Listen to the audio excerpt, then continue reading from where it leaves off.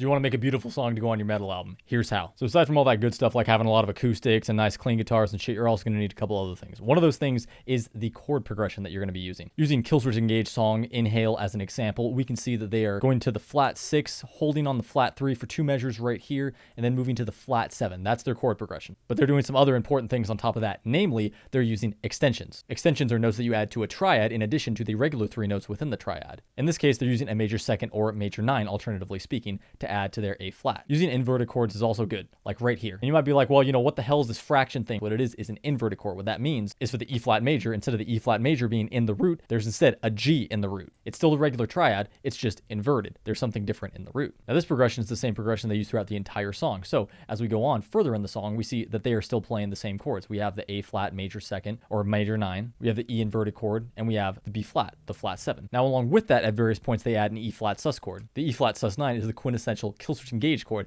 It's that chord they use at the end of a lot of their songs, so they want it to sound beautiful and shit like that. If you don't exactly know what I'm talking about, go listen to the very last chord in the song When Darkness Falls off of End of Heartache, the same album that this song is off of. So at this point, you have some extensions, you have some inversions, and then you have just, you know, a regular chord right here, all following the progression of flat 6, flat 3, and flat 7. So that's a really good start, but you can add even more to it. What do you add else to it to make it beautiful? Well, keep that same chord progression, more or less, and go ahead and add a flat 3 on top of the entire thing. Now, in this case, what they're doing is they're arpeggiating the flat 3, and it's not actually even a flat 3, it's a flat 3 major 9, which is sort of similar to their sus chord, but it has the actual third in it, making it an actual E flat major 9 versus E flat sus 9, all right? So once you have your chord down, you come up with a beautiful arpeggiation of this, and then from there, just kind of follow along with what you're doing here. You see in the rhythm line, they have the B flat, and they kind of do that in the sort of lead arpeggiation line too. They do a little bit of strum and stuff right here, and then from there, what you can do if you really want to make it beautiful, you can add a C minor 7 to the mix. In fact, the flat 7 in the C minor 7 is actually the major 2nd